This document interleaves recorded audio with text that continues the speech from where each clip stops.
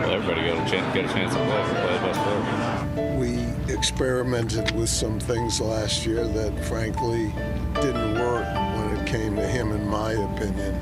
And I personally am a big fan of Mac. Do you envision a scenario where the Patriots would pursue Lamar Jackson? Mike, I'm not going to talk about the players on that.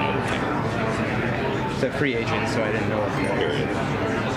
There's Robert Kraft with 3 or 4 reporters. I'm kind of just sitting there talking to somebody else. I hear somebody ask about Lamar Jackson, and I walk up and I start listening, and he brings up the Meek Mill story, tells it in detail, and I'm thinking to myself, this has got to be a million miles off the record. And then he specified that it was on the record. In the end, this is a business. You either execute and win or you don't.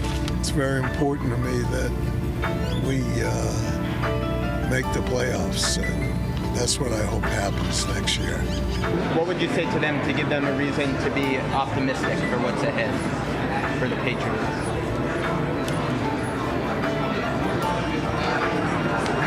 The last 25 years. All right, the last one, of course, was a whopper.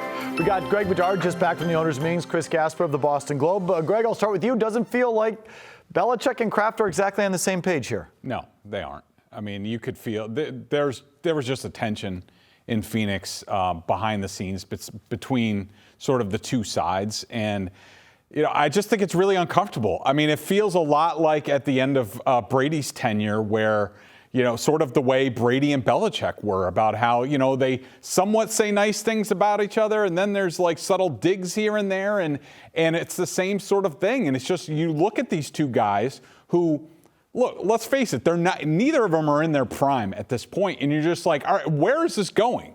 Like, what's the end game here for the franchise if Bill's grand design, which is, let's just do it the way we always did it without an elite quarterback, I mean, what's the end game going to be?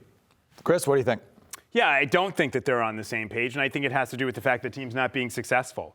You know, look, these are guys that I think were quick to take victory laps in their own way when they were lifting Lombardi trophies, and now the team's not as good. And so they're passive-aggressively pointing the finger. I mean, there's sort of this saying, a Roman historian, Tacitus, said, victory is claimed by all, failure by one alone. And neither one of them wants to be the one that's responsible for this. So they're just sort of, that's where you have Bill mentioning the third rail issue of spending. And he alluded to it again, even though he claimed he wasn't down in Phoenix. And you have Robert saying the things that he's saying, which are after the fact, which I know we'll get to later, but basically about it's a bottom line business, the drafting, and all the other stuff. So, you know, again, I think these are guys who, both of them are going to be in the Hall of Fame, and deservedly so. But I think there's been a little bit of a reality check down there, maybe the last 3, even 4 years, that here are two guys who thought they could fly and figured out they were just riding Superman's cape. Okay, well, is Kraft putting pressure on Belichick? Is Kraft doing enough to exert some influence over the direction of the operation? I think Tom Curran had some really interesting things to say about that on Friday in Early Edition. Here is a snippet. How many times does Kraft publicly have to rap Belichick on the nose with a rolled-up newspaper to make the point? 2 months into the offseason, Belichick has twice clarified statements that ran counter to Kraft's messaging of urgency and spending. Kraft pulled the plug on Bill's nebulous mystery coordinator operation with a statement saying his team was hiring Bill O'Brien, and he made it clear that O'Brien was his own hand-picked guy. Meanwhile, you got Kraft making sure that Gerard Mayo knows exactly how much the organization values him, and he's done everything but name him the successor sitting over Bill's shoulder. Kraft has pointed out bad drafting, misspent money in free agency, Mac Jones being set up to fail, Matt Patricia getting put in a bad spot, and he made it real clear that the decision on Tom Brady was Bill's and not his. If you think Kraft is sitting on his hands, you're either oblivious or disingenuous. Then I must be a little oblivious, but Chris, how do you respond to that? Yeah, I mean, I think there's a couple of things here. One, all I'm asking for, and I think Tom said, hey, you know, Chris doesn't know, Felger doesn't know what that change would be. I do know. I can tell you matter-of-factly what it would be. It would be a system of checks and balances and not just rubber stamping decisions. Down in Phoenix, you have Robert saying, when asked again about the Patricia thing, oh, he got put in a bad spot, but also, you know, I wouldn't be, you know, in life, I know, you know, what I don't know. And I wouldn't be in a position to know going in that wasn't going to work. Really? Because those of us who have no football experience knew it was a pretty bad idea to entrust Mac Jones to that. Here's what I would like. Stop complaining after the fact. Why don't you do something before? You still are the man's boss. Everybody has a boss, and you are Bill Belichick's boss. And I'm tired of this dog and pony show, sad country song about, well, there's nothing I can do because, Bill's in charge of the football ops. You own the team. You have a right to go in there and say, I don't think this is a very good idea. And if Bill wants to walk at this stage of his career, go ahead. Have him walk. I don't want him to walk, but I say call his bluff. Where's he going to go? There's not as many places as you would think that are going to be clamoring for Bill Belichick. Does he want to go to Washington? Does he want to go to New Orleans or Atlanta? Do you want to go to the Chargers and work with the Spanos family? Where do you want to go? And are they going to let you take your kids?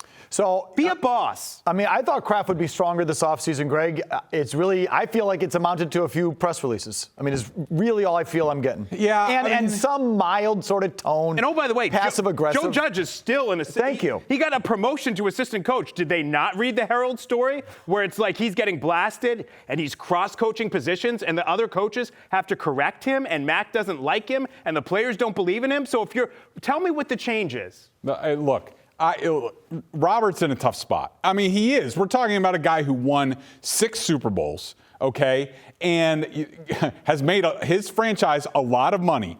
Now, it's delicate. When you look at it, all right, basically the way I look at it is strike number 1 was Tom Brady, that decision. That was awful. Oh, by the way, hold on. Can I just interrupt real quick? Okay. Because Tom said that Kraft has made it clear that the Brady decision was Belichick's.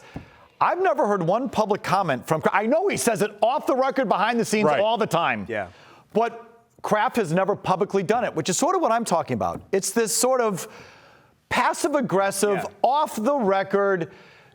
Kraft has never publicly said that was Bill Belichick's decision. So Tommy Kern has taken it, I think a private conversation, but it's been said privately so much that maybe it's treated as publicly, but this is sort of what I'm talking about. I'm more on Kern's side on this, that I think, the Brady decision, number 1, then they got to 10-7. They had the Cam Newton year, 1 year without Brady.